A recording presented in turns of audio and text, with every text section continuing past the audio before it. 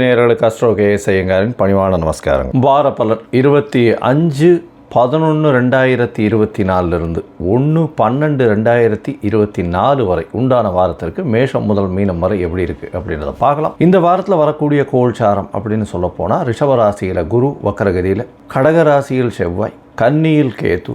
இந்த வாரத்தில் பார்த்தீங்கன்னா விருச்சிகத்தில் சூரியன் மற்றும் புதன், சுக்கிரன் தனுசுல பரிவர்த்தனை யோகத்தில் இருக்கார், கும்பத்தில் சனி, மீனத்தில் ராகு. இந்த வாரத்தில் பார்த்தலையானால் சிம்ம ராசி உத்திர நட்சத்திரத்தில் சந்திரன் பிரவேசிக்கிறார். சந்திரன் இருக்கார். இந்த வாரத்தில் அதிவேகமாக செல்லக்கூடிய கிரகமான சந்திரன் உத்திர நட்சத்திரத்தில் இந்த வாரத்தை ஆரம்பித்து இந்த வாரத்தில் கேட்ட நட்சத்திரம், அதாவது ஜேஷ்டா நட்சத்திரம்னு சொல்லக்கூடிய விருச்சிக ராசி வரலும் போகிறார். இது இந்த வாரத்தினுடைய கோல்சாரம், கிரகச்சாரங்கள். இந்த வாரத்தில் வரக்கூடிய விசேஷ நாட்கள் ஒன்று பார்த்தேன்னா 26ஆம் தேதி அன்னைக்கு ஏகாதசி, 27ஆம் தேதி அன்னைக்கு திருதினஸ்பிருகு அப்படின்னு ஒன்று இருக்கும். அதாவது துவாதசி அன்னைக்கு.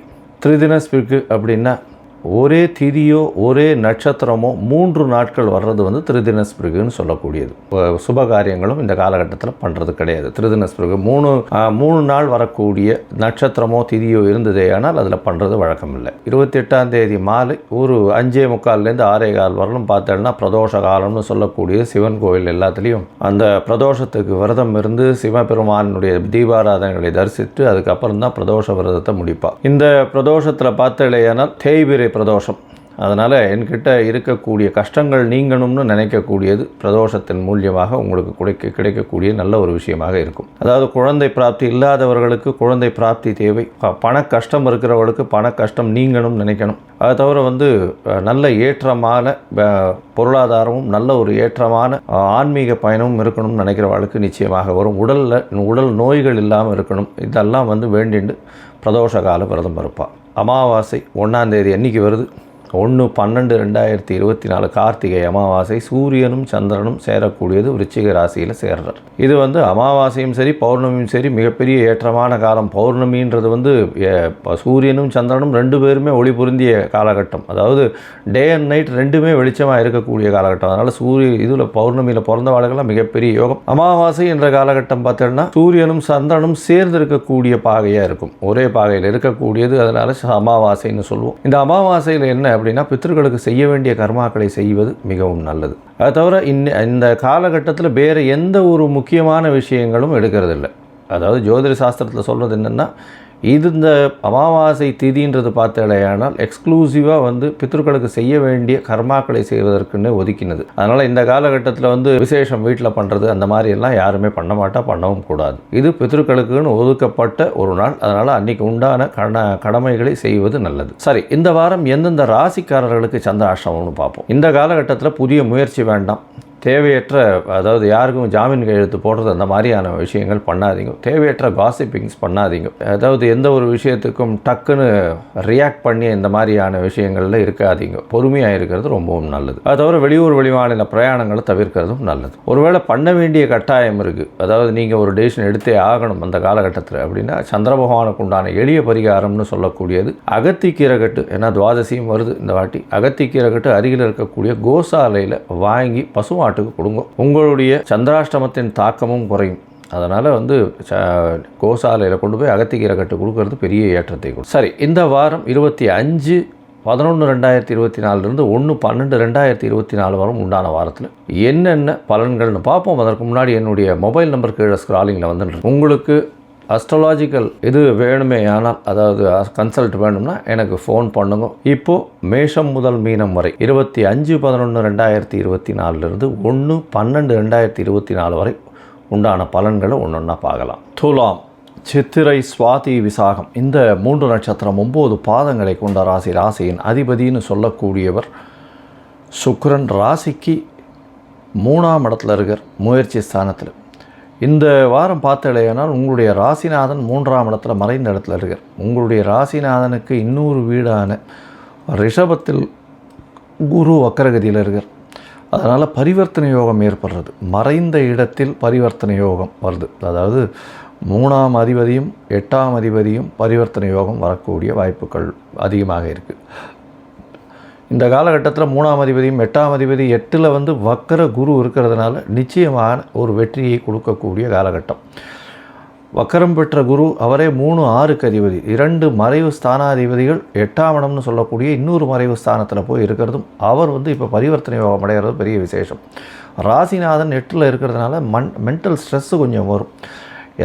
சிறிய பயம் இருக்கும், நம்மளால் செய்ய முடியுமா செய்ய முடியாதா அப்படின்ற ஒரு சிறிய பயம் இருக்கக்கூடிய காலகட்டமாக இருக்குது. ராசிக்கு 2ஆம் இடத்துல சூரியனும் புதனும் இருக்குது, அதனால் குடும்பத்தில் நல்ல ஒரு ஏற்றம் இருக்கும். உங்களுடைய ராசிக்கு பார்த்தாலேயானால் 11ஆம் அதிபதி 2ஆம் இடத்துல சூரியனும் புதனும் இருக்கிறது நல்ல ஒரு ஏற்றத்தை கொடுக்கும். அதுவும் வந்து வக்கர குருவின் பார்வையினால் சிவராஜ யோகம் அமையிறது.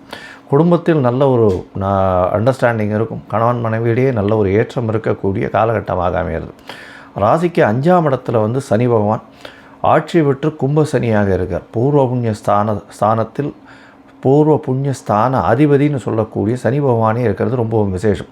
அதை தவிர இந்த துளாராசிக்காரர்களுக்கு 4, 5 அதிபதி அப்படின்னு சொல்லக்கூடியவர் அது வந்து சனி பகவான் ஒரு மிகப்பெரிய யோகர், ஒரு திரிகோண கேந்திரத்திற்கு அதிபதியானவர், ஒரு மிகப்பெரிய ஒரு ஏற்றத்தை கொடுக்கக்கூடியவர். அவர் 5ஆம் இடத்தில் ஆட்சி பெற்றிருக்கிறது பெரிய விசேஷம். இதன் மூலியமாக பார்த்திடையானால் நீங்கள் நினைத்த காரியங்கள் நடக்கும். பூர்வ புண்ணிய ஸ்தானம் வலுப்பெற்று போனால் எடுத்த காரியங்கள் எல்லாம் வெற்றி வெற்றி வெற்றி வெற்றி வரக்கூடிய வாய்ப்புகள் நிச்சயமாக உண்டு. அது தவிர பார்த்தீங்கன்னா புத்திரஸ்தானத்தில் புத்திரகாரகன், அதாவது புத்திரஸ்தான அதிபதி ஆட்சி பெற்றிருக்கார். புத்திரகாரகன் அல்ல, புத்திரஸ்தான அதிபதி ஆட்சி பெற்று போயிருக்கிறது ரொம்ப விசேஷம். இதன் மூலியமாக திருமணத்திற்கு பிறகு ரொம்ப நாள் குழந்தை பிராப்தி இல்லாதவர்களுக்கு குழந்தை பிராப்தி ஏற்படக்கூடிய பாக்கியம் நிச்சயமாக உண்டு. ராசிக்கு 6ஆம் இடத்தில் ராகு உங்களுடைய எதிராளிகளை வெற்றி கொள்ளக்கூடிய வாய்ப்புகள் உண்டு. நல்ல ஒரு வேகம் இருக்கும், வேகத்தோடு செயல்படக்கூடிய வாய்ப்புகள் உண்டு. 6ஆம் இடத்தில் ராகு பகவான் வந்து உங்களுடைய என்ன சொல்கிறது, அதாவது பகை எல்லாத்தையுமே விரட்டி அடிக்கக்கூடிய வாய்ப்புகள் மிகவும் அதிகம். கடன் எல்லாத்தையும் அதாவது இறக்கிடுவார். கடன் எல்லாமே கடந்து போகக்கூடிய முடிவுக்கு வரக்கூடிய காலகட்டமாக அமையப்போகிறது.